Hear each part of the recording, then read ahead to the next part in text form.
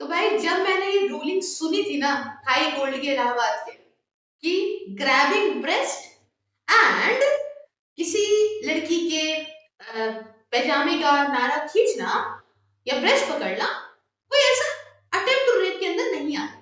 तो सच बताऊं, मैं शॉक्ड थी। मैं वीडियो नहीं बना पाई due to some family circumstances, but still आज जब मैंने सुप्रीम कोर्ट का ये स्टे देखा ना इस डिसीजन पे, कसम से बताऊं दिल को इतना सुकून आया और लगा कि भारत में एटलीस्ट सुप्रीम कोर्ट ऐसा है जिसपे रिलाय किया जा सकता है, जो समझ सकता है एक आम जनता को। और किसी भी ऐसे कोर्ट जो कि लोअर कोर्ट्स के लिए एक बेकार सा एग्जाम्पल सेट करके जा रहे हैं, डिसीजन सेट करके जा रहे हैं, उस पर एटलीस्ट स्टे तो लगा सकता है। नमस्कार साथियों, स्वागत है आप सभी का मेरे चैनल सिर्फ आईएएस में। और मैं प्रसन्ना आज आपको एक्सप्लेन करूंगी एक्चुअली में इलाहाबाद हाई कोर्ट की रूलिंग क्या थी, केस क्या था, और जिसके ऊपर आज सुप्रीम कोर्ट ने बुधवार को दैट इज वेडनेसडे को यहाँ पे स्टे लगाया है। चलिए शुरुआत करते हैं।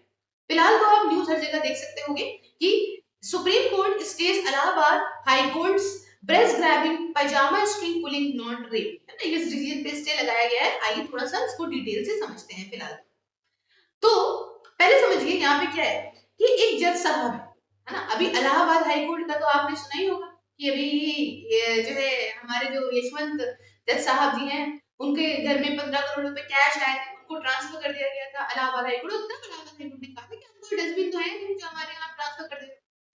जजों को ये हो गया ये नहीं समझ में आ रहा है, इनके घर में शायद जो है कोई ऐसी महिला नहीं है जो अपना लगे इनको इतना प्रैक्टिकली होकर डिसीजन दे रहे हैं। बहरहाल बहुत फीलिंग्स में नहीं जाते, स्टार्ट करते हैं शुरू से। तो होता क्या है, आइए कहानी आपको सुनाती हूँ। ये कहानी अभी की नहीं है, कहानी है करीब 2021 की बात है, जब कासगंज उत्तर प्रदेश का एक मामला होता है। उसमें क्या होता है कि एक 11 साल की लड़की अपने घर जा रही होती है। रास्ते में उसे कुछ जानने वाले लोग मिलते हैं और वो कहते हैं कि हम अपने साथ ले जाएं। तो माता या पिता उनकी जो है वो कहते हैं चलिए ठीक है, जानने वाले हैं भेज देते साथ में, भाई गांव गांव के हैं कोई इशू नहीं होगा। तो जब ये जा रही होती है तो रास्ते में उसका ब्रेस्ट पकड़ना, उसके नाड़े की स्ट्रिंग को खींचना वगैरह करने का प्रयास करते हैं। लड़की बहुत तेज वहां चिल्लाती है, तो आसपास और गांव वाले आते हैं तो लड़की को वो खींच के छोड़ के भाग जाते हैं। जब इस बारे में लड़की अपने माता पिता को बताती है तो माँ उसकी पास के थाने में जाके कंप्लेंट लिखाती है, लेकिन वहां पे भी जो है उसकी कोई सुनवाई नहीं होती है। तो माँ होती है भाई, माँ ने कहा ऐसा कैसे कर दिया मेरी बेटी के साथ। माँ जाती है कोर्ट। कोर्ट यहाँ पे जो है वो स्टे मतलब डायरेक्ट करता है थाना को कि आप इनकी एफआईआर लिखिए जो लड़की के साथ हुआ। खैर मुकदमे के तहत यहाँ पे 376 का मुकदमा और दूसरा एक मुकदमा पॉस्को एक्ट के तहत सेक्शन 354 बी में लगाया जाता है। पॉस्को एक्ट किस लिए होता है, ये मतलब सेक्सुअल असॉल्ट जो बच्चों का होता है उसको लेके होता है, ठीक है ना। तो यहाँ पे ये दोनों मुकदमे लगाए जाते हैं, अटेम्प्ट टू रेप का हो गया और पॉस्को के अंदर। अब क्या होता है जब पूरा मामला उधर की तरफ से जो यहाँ पे जिन्होंने प्रयास किया था उनकी तरफ से जब जाता है और जब केस लड़ा जाता है तो इलाहाबाद हाई कोर्ट में यहाँ पे ये भाई साहब आप देख सकते हैं, इनका नाम क्या है, शक्ल भी आप देखते हैं हमारे पीछे है, बढ़िया ना, देखने में सीधी साले से नहीं है। जज राम मनोहर नारायण मिश्रा, राम में नाम है, मतलब नाम में राम है, लेकिन डिसीजन में क्या कहते हैं कि grabbing waist and pulling the string of pajamas are मतलब does not come under attempt to rape। ऐसा क्यों कहा इन्होंने, इन्होंने कहा कि ये तो एक प्रिपरेशन स्टेज हो गई। मतलब इनका कहने का ये था कि अगर तुम आलू टमाटर की सब्जी बना रहे हो बढ़िया मसाले वाली और तुमने अभी प्याज काटे ही है और अगर सिर्फ कढ़ाई में पड़ा ही है तो अभी आलू और टमाटर तो नहीं पड़ा ना, तो इसका मतलब जो है वो अभी तक सब्जी बनने का कोशिश नहीं थी, अभी तो खाली प्रिपरेशन करा जा रहा था। मतलब अगर कर दिया होता तो हम समझते देश के अंदर महिलाओं की हालत को इस तरह से इनके द्वारा देखा जाता है कि अभी तो प्रिपरेशन हो रही थी ना, अभी तो ऐसा अंदर से थोड़ा ना छू लिया। इतना प्रैक्टिकल होके इन्होंने इस डिसीजन को दिया। अब सोशल मीडिया के लोग जितनी बुराई करते हैं उतना उसका एक अच्छा फायदा भी है। ये न्यूज जैसे ही आई है, कुछ 17 मार्च की बात है, जैसे ही न्यूज यहाँ पे बहुत ज्यादा चलने लग गई तो हमने देखा कि इंस्टाग्राम वगैरह पे, फेसबुक वगैरह पे इसके मीम्स वगैरह बनने लगे, बहुत सारा पोस्ट शेयर होने लगा इनको लेके। और जब ये डिसीजन आया तो इससे प्रेशर और आता है।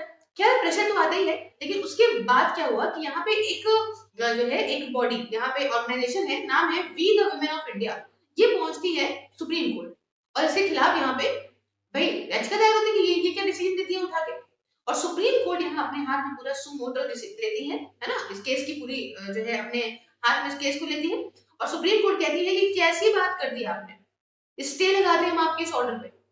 ये बात एकदम इनह्यूमेन है ना। टॉप कोर्ट आप देख सकते हैं पीछे की poses grabbing breast not rape attempt, ये वर्डिक्ट पे देती है। कैसी बात कर रहे हैं आप, इनह्यूमन बात कर रहे हैं, मतलब किसी के साथ क्या ये हो जाएगा तब आप मानोगे। और मैंने यहाँ पे आपको दो जजेस की जो है यहाँ पे बेंच थी उनकी जो है वो फोटो मैंने लगा दी आपकी थंबनेल में। तो आप क्या कहना चाहते हो, एलिगेशन जो है, जो दो लड़के थे पवन और आकाश नाम था उनका, ठीक है, और ये इन्होंने कहा सुप्रीम कोर्ट ने कि ये कोई बात ही नहीं होती है, ये तो एक इनसेंसिटिव वाली बात है, 11 साल की बच्ची है, उस तरह से किया जा रहा है, मतलब आप किस चीज में कंसीडर करोगे, प्रिपरेशन हो रही है अभी, अभी होता तो होता, मतलब ये क्या बात होती है, तो कोई बात ही नहीं होती, तो किसी के लिए सदमा है एक तरह का, बहुत बड़ी बात है ये, है ना। तो बहरहाल ये है पूरी कहानी, आई होप आपको समझ आ गई होगी, और आपकी इस बारे में क्या राय है कि मतलब ऐसे डिसीजंस जजेस के द्वारा जो दिए जाते हैं उसके बाद आप देखो कि ऐसे ऐसे केसेस होते हैं, जज के घर में खुद ही इस तरीके से पकड़ा जाता है कैश वगैरह, तो ये क्या मतलब, ये क्या है, अब पैसे लेके है या सच में, मतलब एक जुडिशरी के ऊपर इस तरीके की हरकतों के बाद एक आम जनता का विश्वास कैसे बनेगा। एक देखो, पांचों उंगलियां बराबर नहीं होती और सबको खुश नहीं रखा जा सकता, लेकिन कहते हैं कि डिसीजन ऐसा दिया जाए जो ग्रेटेस्ट हो, गुड हो for most of the people, ऐसा नहीं कि बस कुछ भी प्रैक्टिकल में बोल दिया। बहरहाल अभी तो अच्छी बात है ये, आपको कैसा लगा मुझे कमेंट में बताइए। फिलहाल तो आप मेरी वर्चुअल लाइब्रेरी को ज्वाइन कर सकते हैं 24/7, आप किसी भी एग्जाम के लिए पढ़ाई कर सकते हैं, किसी भी ऋतु में, किसी भी वेदर में, अपने घर पे बैठ के आराम से जूम पे। इसके रिगार्डिंग मुझसे बात करने के लिए आप 9919785532 ऑन व्हाट्सएप एंड @सिर्फ ऑन टेलीग्राम पे कांटेक्ट कर सकते हैं। साथियों, इन वीडियोस को आप फेसबुक पे भी देख सकते हो, इसके साथ साथ ट्विटर पे नई न्यूज और इंस्टाग्राम पे आप शॉर्ट्स या फिर एमसीक्यूज, साथ में टेलीग्राम पे आप पीडीएफ भी मेरे द्वारा ले सकते हो। सभी के लिंक सोशल मीडिया के डिस्क्रिप्शन बॉक्स में है, आप फॉलो कर सकते हो मुझे हर जगह पे। बाकी आप ज्वाइन बटन को प्रेस करके मेरी मेंबरशिप को ज्वाइन करके मुझे मेरे काम में भी सपोर्ट कर सकते हो। Thank you so much for watching, मिलती हूँ नेक्स्ट वीडियो में किसी नए और इंटरेस्टिंग टॉपिक के साथ। जय हिंद, जय भारत।